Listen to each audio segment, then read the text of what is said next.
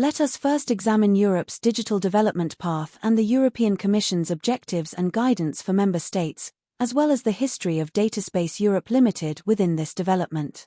We will also explore whether an analogy from existing implementations can help clarify the difficult concept of a data space. Finally, we will present, by way of example, the role and function of the Finnish company Dataspace Europe Ltd's Tritom Data Intermediation Service.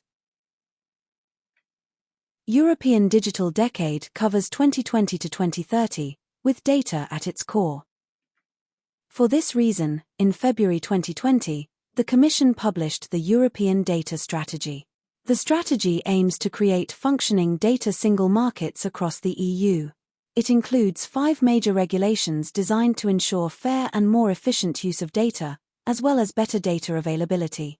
To address these regulatory objectives, the strategy identifies the creation of common European data spaces across 9 strategic sectors.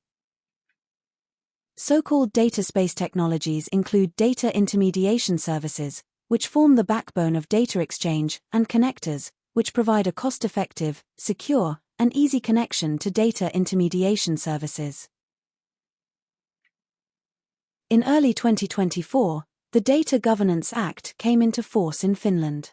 Dataspace Europe Limited notified Traficom of its operations, becoming the first officially recognized data intermediation service provider, DISP, in Europe.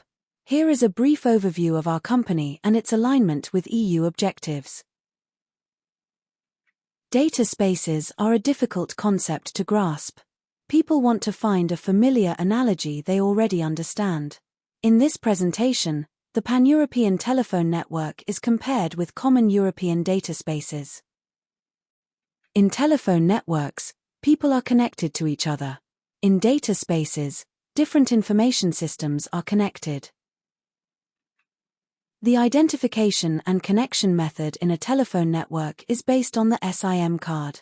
In data spaces, information systems are connected through connectors. In a telephone network, the caller is connected through the operator's telephone exchange to the recipient's phone. The recipient is also connected to the operator's telephone exchange with a SIM card. In data spaces, the source system is connected through a connector and a data intermediation service to the target system, which is likewise connected to the data intermediation service via a connector. The method supports a one-to-many solution philosophy, which enables scalability. The pan-European telephone network is created through interconnection between telecom operators. The common European agricultural data space is created through interconnection between data intermediation services, both telecom operators and data intermediation service providers, DISPs, are subject to laws and obligations regulating their operations, and both require authorization to operate. What analogy could be drawn from existing implementations for a network built solely on connectors? If the goal is to implement a very limited solution for local data exchange, similar to API networks, then connectors can be used for such cases. However, this does not correspond to the European data strategy, as it lacks data intermediation service providers and the governance they offer, as well as an overall view of actors and services beyond those directly connected to one's own connector. In this analogy, CB radios are intended to connect people, just as connectors are used to connect information systems. The connection method in a CB radio network is a radio transmitter and receiver. In a connector, the method used is a programmable interface, API. In a CB radio network, there are no telephone exchanges, so CB radios are directly connected to each other. In a connector network, there are no data intermediation services.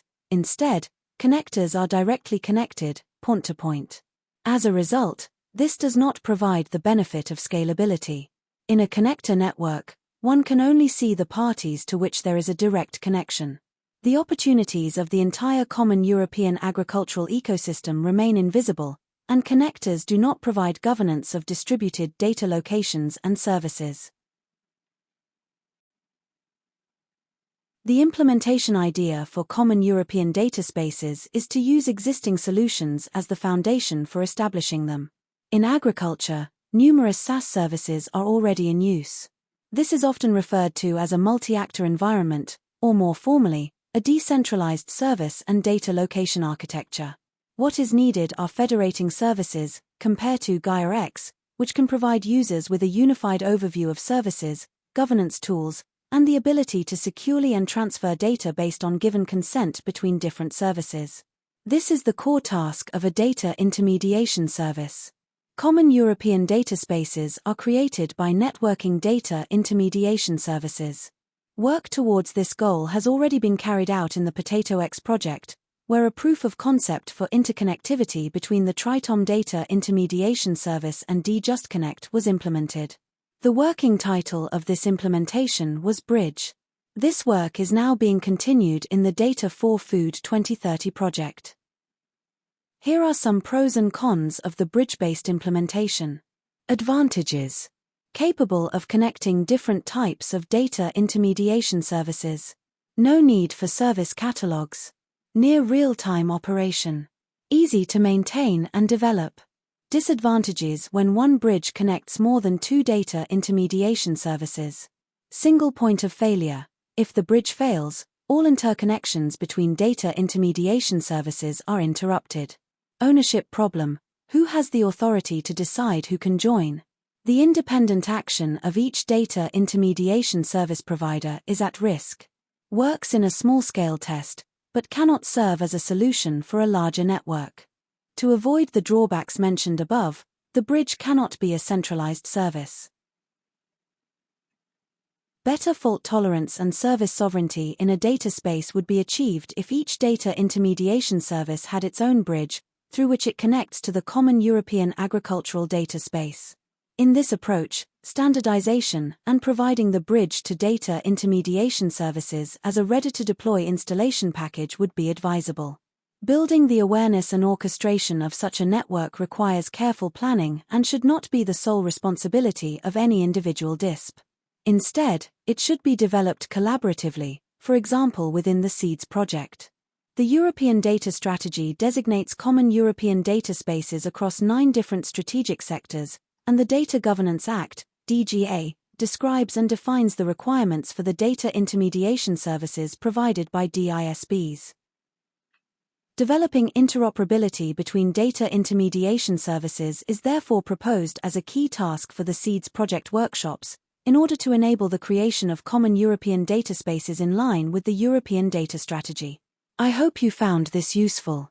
Thank you for watching.